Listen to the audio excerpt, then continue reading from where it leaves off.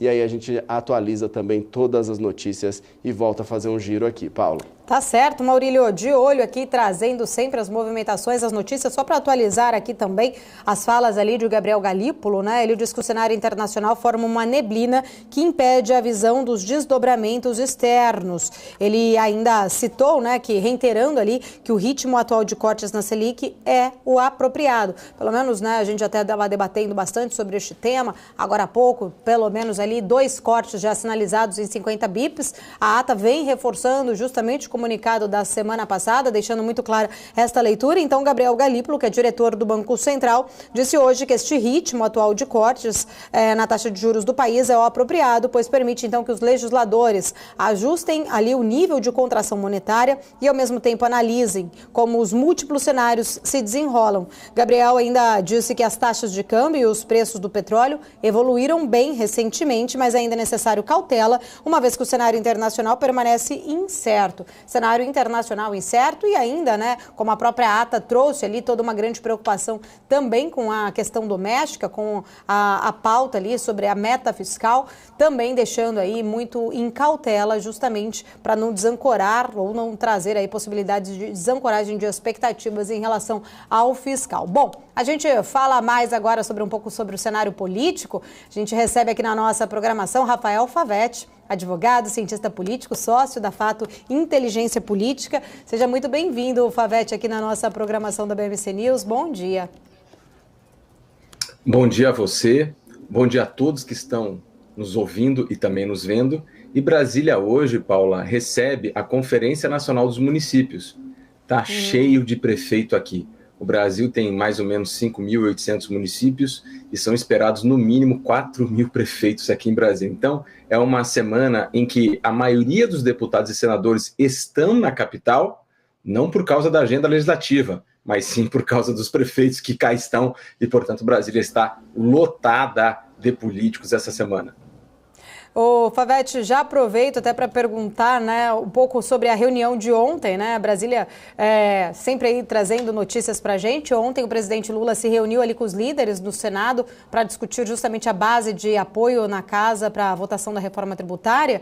De fato, era necessário esta articulação? Eu ouvi ali informações de que esta reunião foi até maior do que se esperava, com mais senadores presentes, antecipando ali um pouco também a data. Estava prevista para quarta, acabou sendo ontem. Existe algum risco da reforma não ser aprovada no Senado? Quais acordos que podem, né, Lula pode ter topado aí para garantir essa aprovação? Qual que é a negociação política em curso neste momento?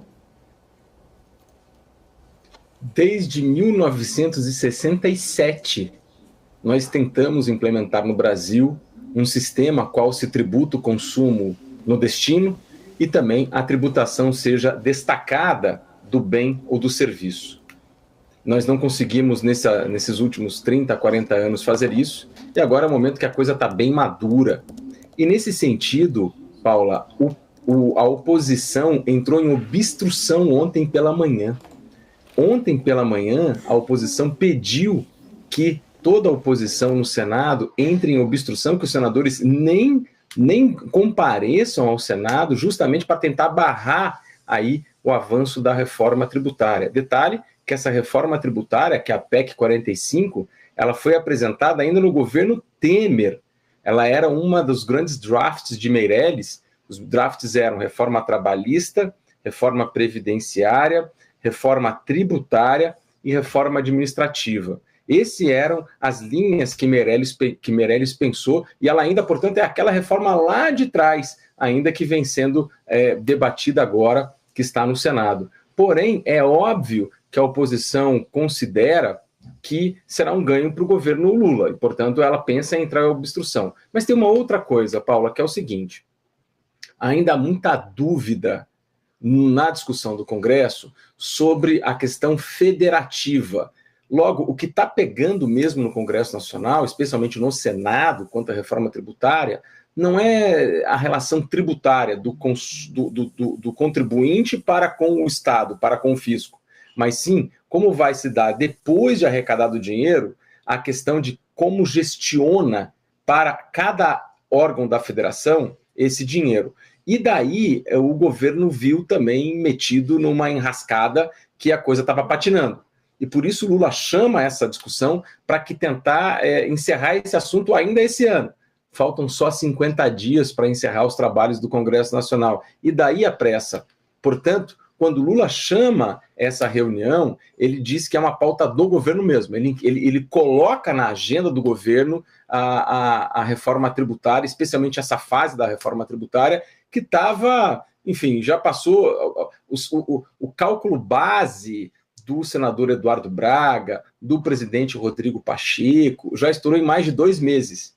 Então, já estão 2 meses atrasados ali no Senado e, portanto, essa movimentação aí para dar esse sprint no final do ano para ver se a coisa realmente acontece no Senado. Tem tudo para acontecer. Paulo, a gente precisa falar a verdade, né? A maioria das coisas está ficando para a lei complementar e para a lei ordinária depois. Isso é, nós vamos ter ainda em 2024, 2025, ainda muita discussão sobre a reforma tributária que vai ficar para a lei que regulamenta a emenda à Constituição que está sendo feita. E, portanto, os fatores reais de poder, que são aqueles atrelados à economia e que têm hoje desejos de interesses de benefício fiscal, ainda batalham no Senado e a maioria já conseguiu, né? Então, a gente já teve aí construção civil, educação, saúde, o agro, até alguns serviços financeiros que estão sendo, de certa forma, deixados para fora do padrão da alíquota base da reforma tributária. E o mais interessante de tudo, eu vi vocês aí a manhã inteira comentando sobre meta fiscal, arrecadação, a alíquota vai ser formada, a alíquota base da reforma tributária, ela vai ser formada à medida que a gente tenha uma arrecadação boa, né? Então, quanto menos arrecadação, isso é, quanto mais distribuição de benesses tributárias, maior vai ser a alíquota. Aliás, sabe quem falava muito sobre isso? Paulo Guedes. Ele dizia, gente, a alíquota tem que ser igual para todo mundo, porque sendo igual para todo mundo, a gente consegue baixar a alíquota, né? E quanto mais diferenças você tem tributárias, não pelo valor, mas sim pelo setor, mais a alíquota geral aumenta. E o debate hoje, Paulo, que está movimentando o Brasil é mais ou menos esse. Como é que a gente vai achar a alíquota geral? Hoje está em torno de 25% a 27%. Só para você ter uma ideia, quando esse governo assumiu, já pegou essa reforma tributária, mas se pensava que ela ia ser em torno de 21%. Nós já subimos para 25% e agora 27% essa alíquota básica, e subindo, né? E subindo, porque, claro, quanto mais demora no Congresso a reforma, mais benécias, mais setores privilegiados na tributação a gente tem. E quanto mais benécias, mais setores privilegiados, mais a alíquota geral sobe. E é isso, basicamente, o que está pegando hoje aqui no Congresso Nacional. Favete, queria pegar esse gancho que você comentou, né? Mais exceções, mais aumento de alíquota. Ontem o ministro Fernando Haddad, ele comentou que o texto da reforma, do jeito que está, é uma nota 7, 7,5, mas olhando para o que a gente tem hoje é uma nota 2, né?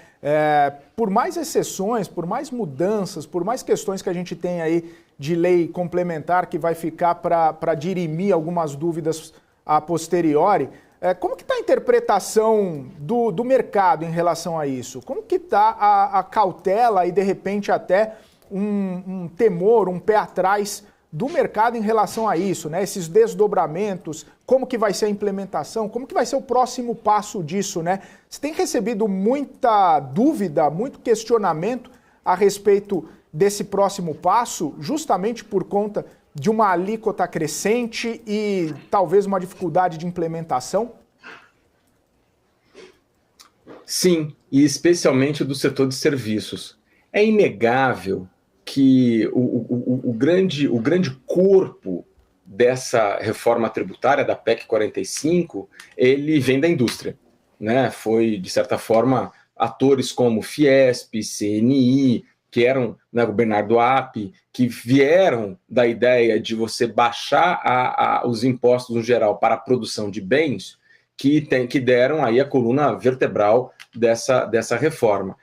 Só que o cobertor é curto, né? Então, se você baixa os impostos para a produção de bens, você aumenta necessariamente para os serviços. E o serviço está sentindo isso aí. É óbvio que se você pegar o painel mundial sobre tributação, não há diferença entre bens e serviços. Aliás, a própria OCDE recomenda que na tributação não haja diferença entre bens e serviços. A própria OCDE acredita que o melhor modelo de tributação é o ad valorem, isso é, R$100, não importa se R$100 é do advogado ou é da produção de um telefone celular, R$100 vai ser tributado com 25%. Né? Aqui no Brasil, a gente vem durante décadas diferenciando bens de serviços. Né? Então, à medida que nós baixamos a carga para o setor de bens, evidentemente a gente eleva a carga para o setor de serviços. E é óbvio que o setor de serviços está fazendo conta e está dizendo, olha, em alguns setores vai dobrar aí o pagamento da tributação. E é isso que, enfim, causa bastante desconforto nos interesses políticos aqui em Brasília. Lembrando a você que o presidente Pacheco, que é o presidente do Senado e também presidente do Congresso Nacional, ele vem do setor de serviços. Ele foi advogado, ele teve todo o apoio desse setor, apoio dos profissionais liberais, apoio do setor de serviços, e é claro que ele busca o tempo inteiro, no poder de agenda que ele tem, que é muito forte, trazer o setor de serviços para a discussão, né, para o debate. E, enfim, nós já tivemos aí nas últimas semanas a ideia de que haverá diferença para alguns setores de serviços, mas sem dúvida alguma, a sua questão que você trouxe para o nosso debate ela é corretíssima. Há muita grita e há muito falta de, enfim, clareza do que vai ser o futuro para o setor de serviços no Brasil. E para quem trabalha com a questão da inflação, começa a se preocupar o impacto do aumento da tributação no setor de serviços no final da cauda para a inflação. Né? Então, a gente não tem essa conta fechada, isso é, o IFE trabalha com as suas contas, os secretários estaduais de Fazenda trabalham com as suas contas, o governo federal trabalha com as suas contas. O fato é que, evidentemente, sem nenhuma dúvida, o setor de serviços vai ter uma elevação da sua carga tributária.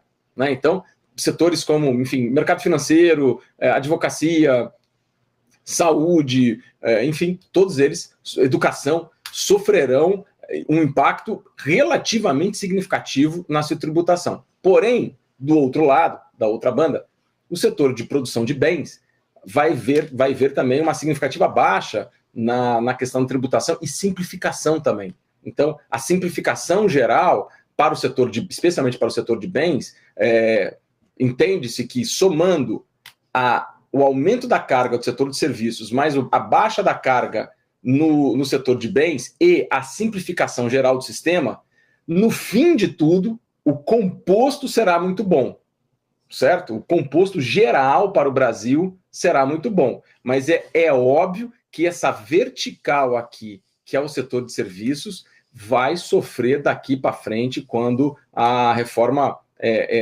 terminar, né? Vai simplificar, mas vai piorar a carga, sem nenhuma dúvida.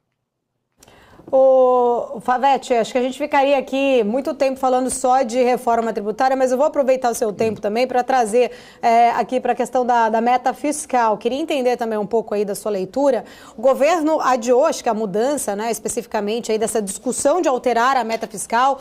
A Haddad ganhou ali mais tempo, inclusive, para tentar negociar as receitas, pelo menos esperar a tramitação destas pautas que ainda precisam ser votadas, que podem trazer mais arrecadação ali para a pasta econômica. Desde as falas do Lula sobre essa questão ali da meta fiscal, houve aquele grande alvoroço. Haddad, né, se mostrou muito irritado, inclusive naquela coletiva de imprensa. Parece que agora criou-se um vácuo. Queria entender, na sua visão, né, quem vai sair mais forte aí quando esse vácuo passar. Boa questão, Paula. Vamos fazer um revival? Lembra daquela quinta-feira que a gente chamou de bye-bye day, alguma coisa assim, quando o Lula sobe no palanque, ainda não tomado posse, mas ele diz que responsabilidade fiscal era coisa de rico e etc., e o mercado deu o recado, o mercado imediatamente elevou a taxa de juros futura, o dólar teve uma subida agressiva e etc. E aí o que acontece? Vem dezembro, vem a PEC da transição, e na PEC da transição afirma-se, por emenda à Constituição, que o teto de gastos como métrica fiscal estava fora, porém, uma lei complementar iria colocar a nova arcabouço fiscal. E aí, Paula, nós aqui na BMC News, nós tivemos diversos programas, você, eu e todos nós aqui, na época que estava sendo construída o novo marco fiscal, sobre o que ele seria.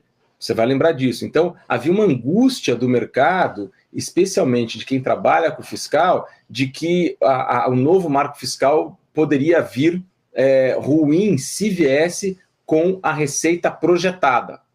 Você vai lembrar bem disso. Quando ele não veio com a receita projetada, ele veio com a receita realizada, foi um alívio no mercado, e aí as penalidades também não foram poucas, vieram também. Então, de certa forma, nós temos um marco fiscal, independentemente da ideologia, né? Esse marco fiscal que foi apresentado agora poderia ser apresentado no governo Bolsonaro, poderia ser apresentado no governo Temer, poderia ser apresentado no governo Fernando Henrique, que seria muito bem aceito no sentido de que, número 1, é uma lei complementar, número 2, ele tem piso e tem teto, e número 3, ele traz penalidades. Bom, dito isso, a prática dele significa que eu tenho que atingir uma meta para que a trajetória da dívida não continue subindo. Bom, para que isso aconteça, eu tenho, enfim, duas mãos aqui, né? Ou arrecado mais ou eu gasto menos. É óbvio que um governo de orientação de esquerda, quando você fala em corte de gastos, é muito mais difícil você trabalhar politicamente essa situação, apesar de o Congresso Nacional não ser de esquerda. A maioria do Congresso não é de esquerda, mas é governista, mas não é de esquerda. Portanto, há uma dúvida de quando o governo vai chegar nessa mão aqui, na mão que fala sobre gastos. Bom, sobre a mão da receita, nós temos uma balança comercial que desde 1980 a gente não tinha, isso é, a balança comercial está ficando cada vez mais positiva, nós temos o setor agro correspondendo a uma boa parte do PIB, porém, a arrecadação não vem acompanhando. E a arrecadação não vem acompanhando por diversos fatores. O Ministério da Fazenda citou 2.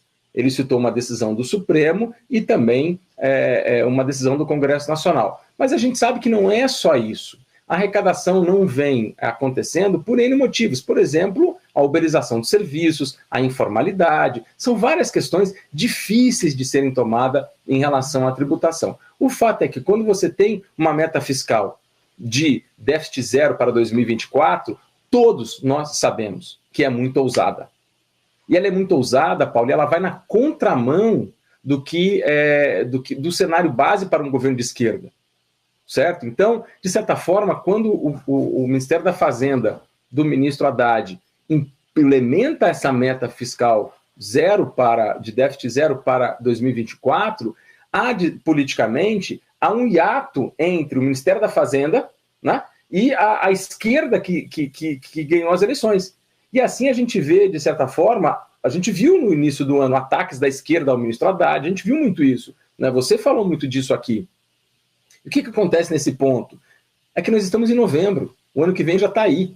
Então a hora da realpolitik é agora. E por isso, quando o presidente da República, não tem ninguém maior do que ele no Brasil, ele é a maior autoridade do Brasil, vem e destrava essa questão, pelo menos na fala, né, pelo menos na política, ele destrava essa questão do déficit zero, é óbvio que ele isola um pouco mais o Ministério da Fazenda, que já estava isolado para esse composto da esquerda, né? Já estava isolado, e isola um pouco mais ainda. Mas só que é o seguinte, foi o presidente da República que falou. Então também não pode o ministro da Fazenda contrapor o presidente da República, uma tarefa muito difícil para ele. Eu também acredito que alterar a meta agora, não tem incentivo para alterar a meta agora. Se você pode alterá-la depois, por que não? Né? Então, o Ministério da Fazenda vem fazendo aí esse jogo de equilibrar pratos no plano da política para que essa coisa aconteça. Porém, me parece também que, paradoxalmente, a fala de Lula está muito mais próxima do consenso do mercado, que é 0,8, do que a meta de Haddad. Então, a gente está no seguinte ponto, Paula. O Haddad vem fazendo um ministério que não reflete necessariamente a orientação de cenário de esquerda. De outro lado, Lula traz esse cenário de novo para a pauta, basicamente para não ter contingenciamento, né? Basicamente para não ter contingenciamento. E o mais paradoxal de tudo, o Congresso Nacional, que não é um congresso majoritariamente de esquerda, como eu já te falei, prefere a fala do Lula do que a fala do Haddad, por um motivo simples, o contingenciamento. Isso sabe o que significa, Paulo? Significa que toda a análise que se fazia no começo do ano sobre direita e esquerda, congresso de direita, governo de esquerda, etc., não está funcionando. O que está funcionando para a boa análise é a realpolitik. Isso é o contingenciamento, é o money, é o dinheiro. Ninguém quer contingenciamento. Os parlamentares, por mais que sejam de direita, estão adentrando ao governo, como você falou da reunião de ontem, de maiores partidos, mesmo com o orçamento do parlamento maior, porque querem também dar apoio ao presidente Lula e não ao Haddad para o não contingenciamento, que querem gastar o dinheiro das suas verbas parlamentares. O Ministério da Fazenda vem fazendo um trabalho de tentar segurar essa questão da meta zero, porque sabe que pode perder a atração do mercado. Porque o Ministério da Fazenda sabe de que, apesar de ele ter fazendo o by the book correto, ele está dentro de um governo de esquerda. E é óbvio que o mercado, enfim, tem muito menos trust e paciência para um governo de esquerda, porque vai um governo de direita, por um motivo simples. Um governo de esquerda não traz a questão dos gastos. Eu acho que esse é o essencial. Né? Então, é uma jogada muito interessante, mas o principal vetor que explica o momento político que a gente está falando é contingenciamento. Isso é, se não atingirmos um déficit zero, com aquela margem de 0,25, nós vamos ter aí o contingenciamento de gastos que atinge o executivo, mas também atinge o legislativo. E, portanto, há uma certa união aí entre o Palácio do Planalto e o Congresso Nacional para tentar modificar a meta, para que não haja o contingenciamento. E o Ministério da Fazenda ali, isolado hoje, evidentemente, tentando manter a meta, porque o Ministério da Fazenda precisa mostrar para o mercado que ele está fazendo de tudo aí para manter a meta. Dentro desse cenário, já havia, como eu te disse, o consenso do mercado de que a meta seria 0,8 negativo, e, portanto, o mercado está no seguinte sentido: olha, até 0,8 eu, de certa forma, acredito, mas o principal para mim, mercado, não é o número só em si.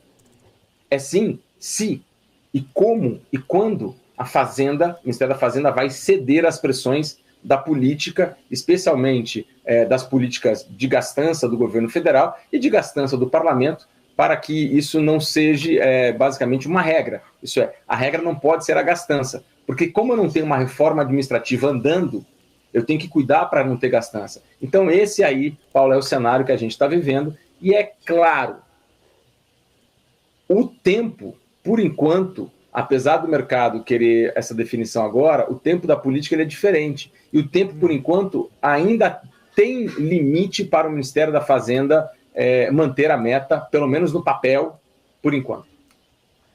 Maravilha.